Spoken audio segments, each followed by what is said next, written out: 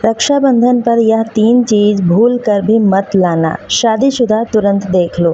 राधे राधे दोस्तों, जय श्री कृष्णा। आप सभी का इस वीडियो में बहुत बहुत स्वागत है। जैसा कि आप सभी को पता है, रक्षाबंधन आने वाला है। अगर आप भी रक्षाबंधन पर गलती से ले आते हैं यह चीज़ तो पूरा घर बर्बाद हो जाएगा, पति की हो सकती है मौत। दोस्तों, आज हम आपको कुछ ऐसी चीज़ों के बारे में बताएंगे जो रक्षाबंधन पर अगर आप एक बेटी अपने मायके से अपने ससुराल लाती है तो उस घर की बर्बादी तय है। लेकिन उससे पहले जानते हैं रक्षाबंधन के बारे में। आज का वीडियो बहुत खास है। रक्षाबंधन का त्यौहार हर साल सावन माह की पूर्णिमा तिथि को मनाया जाता है। रक्षाबंधन का त्यौहार भद्रा काल में भूल कर भी नहीं मनाना चाहिए। भद्रा काल में रक्षा सूत्र बांधना अशुभ माना गया है। शास्त्रों में कहा गया है भद्रा का त्याग करके रक्षाबंधन का पर्व मनाना चाहिए। इसके साथ ही रक्षाबंधन का त्यौहार किस दिन मनाया जाए, इस पर बहुत ज़्यादा उलझन होती है। इस बार कई लोगों का मानना है कि रक्षाबंधन 8 अगस्त को मनाना चाहिए, वहीं कुछ लोगों का मानना है कि 9 अगस्त को मनाना चाहिए। तो ऐसे में आज हम आपको इस वीडियो के माध्यम से बताएंगे कि रक्षाबंधन का त्यौहार किस दिन मनाना चाहिए। इसकी सही तारीख क्या है, 8 या फिर 9 अगस्त। आज हम आपको भद्रा काल का भी सही समय बताएंगे। इस बार रक्षाबंधन पर भद्रा काल का साया रहेगा। राखी बांधने का शुभ मुहूर्त आपके लिए जानना बहुत ज़रूरी है। यह भी बताएंगे कि रक्षाबंधन पर मायके से भूल कर भी इन चीज़ों को नहीं लाना चाहिए। तो दोस्तों, वीडियो में आगे बढ़ने से पहले आपसे छोटी सी रिक्वेस्ट है, वीडियो को अंत तक ज़रूर देखें क्योंकि यह जानकारी बहुत ही ज़्यादा अनमोल है। वीडियो को ज़्यादा से ज़्यादा शेयर करें ताकि औरों का भी भला हो सके और वीडियो को एक लाइक ज़रूर कीजिएगा। साथ ही इसी तरह की और वीडियो देखने के लिए चैनल को सब्सक्राइब ज़रूर कर लें। कमेंट बॉक्स में जय माता लक्ष्मी ज़रूर लिखें। रक्षाबंधन का त्यौहार भाई बहन के अटूट प्यार का प्रतीक है। इस दिन बहन अपने भाई की कलाई में रक्षा सूत्र यानी कि राखी बांधती है और उसकी लंबी उम्र की कामना करती है। भाई भी अपनी बहन की रक्षा करने का वचन देता है। आपको बता दें, शास्त्रों में भद्रा काल में राखी का त्यौहार मनाना अशुभ माना गया है। इसके पीछे एक पौराणिक कथा भी है। कहा जाता है कि लंकापति रावण ने अपनी बहन से भद्रा काल में ही राखी बंधवाई थी। 1 वर्ष के अंदर ही उनका विनाश हो गया। भद्रा जो कि शनि देव की बहन है और उन्हें ब्रह्मा जी से श्राप दिया गया था कि जो भी भद्रा के समय शुभ या फिर मांगलिक कार्य करेगा उसका परिणाम हमेशा ही अशुभ होगा। इसलिए गलती से भी भद्रा के समय रक्षाबंधन का त्यौहार नहीं मनाना चाहिए। रक्षाबंधन की शुरुआत के पीछे विभिन्न कहानी है, जिसमें एक है भगवान कृष्ण के युद्ध के दौरान अंगूठे में चोट लगने पर द्रौपदी ने एक कपड़े का टुकड़ा बांधा था। तब भगवान कृष्ण ने जरूरत पड़ने पर सहायता करने का वादा किया था। श्री हरि विष्णु को राजा बलि के बंधन से मुक्त करने के लिए माता लक्ष्मी ने राजा बलि को राखी बांधी थी। राजा बलि ने रक्षा कवच दिया और भगवान विष्णु मुक्त हुए थे। इस तरह रक्षाबंधन का पर्व माता लक्ष्मी से जुड़ा है। रक्षाबंधन के दिन बहनें अपने भाई की कलाई पर राखी बांधती हैं और उनकी लंबी उम्र की कामना करती हैं। इस दिन भाई बहन दोनों को स्नान आदि करके नए वस्त्र पहनने चाहिए, लेकिन याद रहे शुभ अवसर पर काले कपड़े नहीं पहनने चाहिए। भगवान की पूजा करनी चाहिए। पूजा से पहले आप पूजा की थाली अवश्य लगा दें। उसमें रोली, चंदन, अक्षत, राखी, मिठाई और एक शुद्ध घी का दीपक जरूर रखें। दीपक आप चाहें तो आटे का बनाएं या फिर मिट्टी का भी ले सकते हैं या फिर पीतल का भी ले सकते हैं, जिससे आप अपने भाई की आरती करेंगे। अब इस पूजा की थाली को सबसे पहले भगवान को समर्पित करें। भगवान की कलाई पर पहली राखी बांधने से पहले मंदिर में राखी चढ़ाएं। पूर्व या उत्तर की ओर मुख करके भाई को बैठाएं और बहन का मुख पश्चिम की ओर होना चाहिए। रक्षाबंधन पर सबसे पहले घर के मंदिर में पूजा पाठ हो जाने के बाद भगवान गणेश को राखी ज़रूर बांधें। अंत में भाई की कलाई के लिए थाली सजाएं। भाई को सबसे पहले तिलक करें, रोली, चंदन, अक्षत लगाएं, उनके ऊपर थोड़े से फूल छिड़कें। फूल आदि ना हो तो चावल छिड़क सकते हैं। अंत में भाई की आरती करें। अब आप अपने भाई के दाएं हाथ की कलाई में राखी बांधें। इसके बाद भाई का मुंह मीठा कराएं। भाई के लिए मंगल कामना करें। राखी बांधने के लिए भाई भी अपनी बहनों को रक्षा का वचन देता है। वह कहता है, सदा तेरी रक्षा करूंगा, माँ बाप की कमी नहीं होने दूंगा, पिता बनकर तुम्हारी इच्छा पूरी करूंगा, माँ बनकर तुम्हारा पालन करूंगा। बहनों को उपहार जरूर दें। तो चलिए अब जानते हैं साल 2025 में रक्षाबंधन का त्यौहार कब मनाया जाएगा।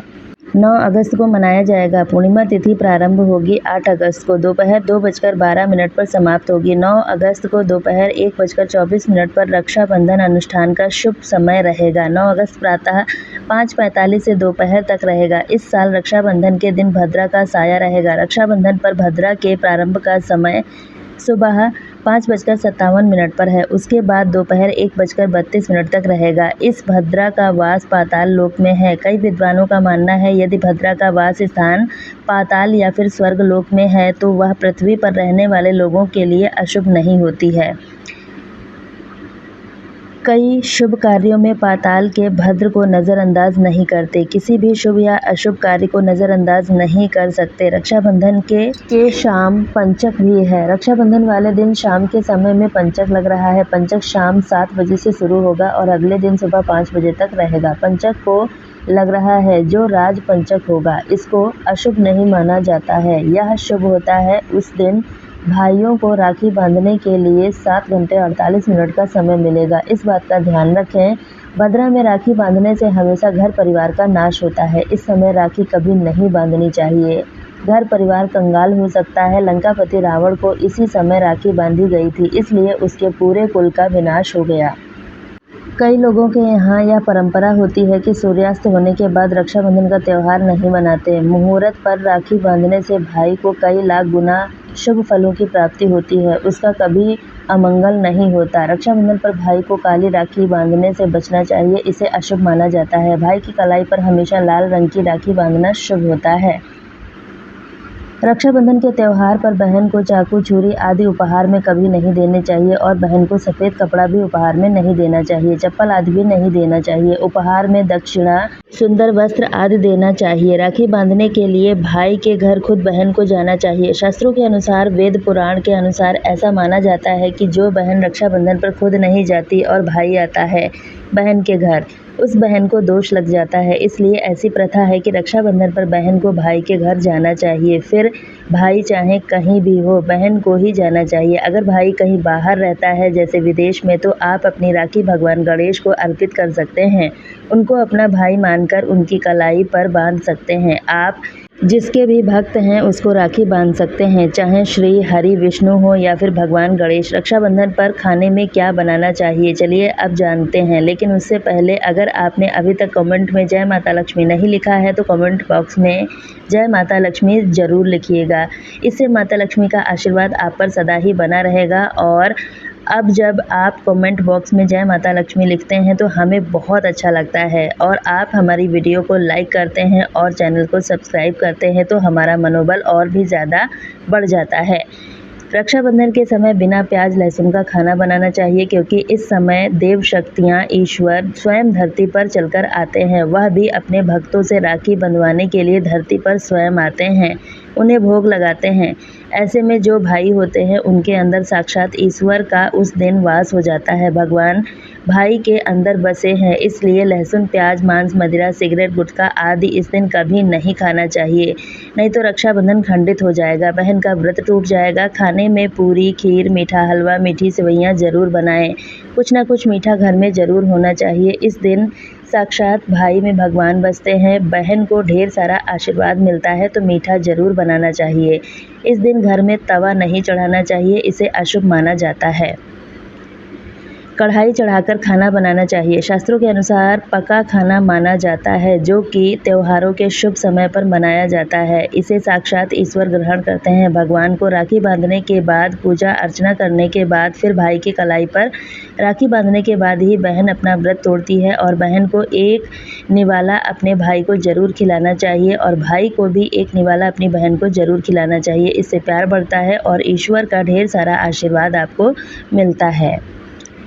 बहन इस दिन व्रत नहीं रखती हैं, ऐसे ही भाई को राखी बांधती हैं, उस भाई की उम्र कम हो जाती है और व्रत खंडित हो जाता है। इसलिए इस दिन व्रत अवश्य रखना चाहिए, क्योंकि भाई की इससे उम्र बढ़ती है, प्यार बढ़ता है और ईश्वर प्रसन्न होते हैं। नहीं तो रक्षाबंधन का कोई भी लाभ नहीं होगा। यदि रक्षाबंधन शुक्रवार के दिन हो तो लोग माता संतोषी का व्रत करते हैं, उन्हें इस दिन अपने घर में खट्टा नहीं बनाना चाहिए। रक्षाबंधन पर एक ऐसा उपाय यदि बहन करती है तो उसे दुनिया की कोई शक्ति धनी होने से नहीं रोक सकती। यह उपाय स्वयं हमारे घर पर किया जाता है। भाई को उच्च पद की प्राप्ति होती है।